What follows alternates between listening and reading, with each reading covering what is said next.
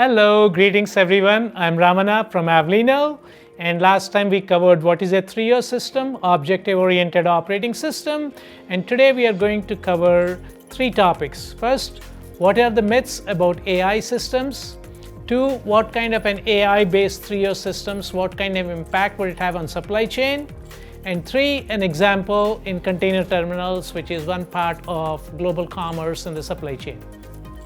So what are the three big misconceptions about AI systems?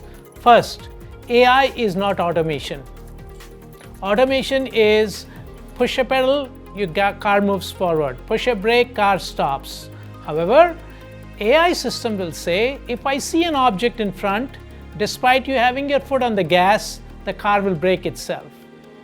Second misconception, AI is neither artificial nor new. It's not artificial because the math behind it has been proven for several decades, if not centuries together. And it's not new. For the last 30 to 40 years, this has been done. What has changed is the amount of compute infrastructure that's required to do all of this, the amount of data you require to have is more prevalent now. The third misconception, AI systems do not replace, at least in supply chain, AI systems do not replace human capital. The crane drivers, the forklift drivers are not replaced. What to do is what is guided by the AI systems. So let's see why this is relevant in supply chain solutions. In supply chain systems, we have three conflicting goals that have to constantly be balanced under uncertainty. What are the three conflicting goals? Every supply chain system wants to have maximum throughput. Why? Your throughput defines your revenue. But in order to maximize your throughput, you tend to utilize your equipment or resources too much. And because of too much utilization, your profitability goes down. And if you try to balance your throughput revenue and your profitability, then your turnaround time or your velocity decreases, which is not desired in a supply chain solution. So what does a 3O system do? A 3O system says constantly uncertainties can happen which can imbalance these three. A vessel can come late, a crane might break down, a truck might not show up when to pick up a truck. Then how do you go ahead and take corrective action so that not only are you solving the problem in the current node, but you are eliminating a downstream inefficiency?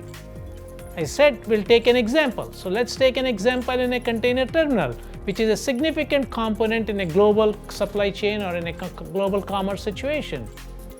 A vessel can come delayed, but it wants to take off on time. What happens then? All the containers that are to be offloaded from the vessel get dumped in a particular location.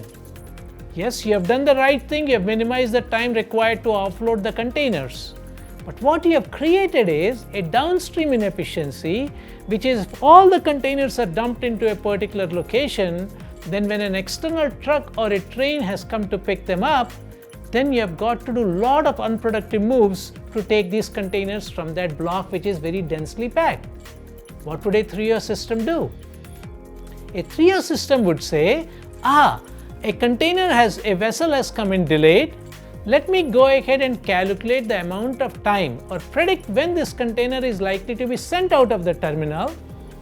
Then it will run an optimization algorithm to say, how do I now say, minimize the time from where or the distance from where the container has to be put, minimize the amount of travel that the crane has to do to carry these containers back and forth, and still be prepared that when an external truck is going to come 2.5 days from now, it finds that container on top of the stack rather than buried in between.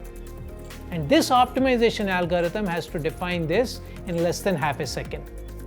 And as I said in the beginning, the 3O systems can do this because A, you have more compute infrastructure available today, B, you have got the data that's required to make this decision, and C, you have got the transparency into the downstream value chain.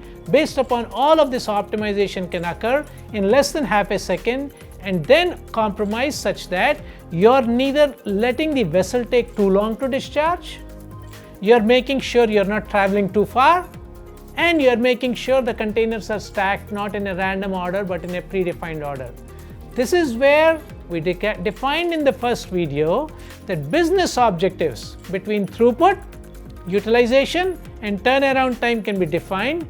Dynamically, the trio systems are able to generate the operational logic, and that operational logic is generated within half a second and get implemented. In the next video, we are going to see a real-life example of how a container terminal, which is a significant cog in the global e-commerce chain or global supply chain, we are going to go ahead and see how does a trio system optimize all of the required parameters, and that will be our concluding series. Thank you, and we look forward to engaging you within the next couple of weeks.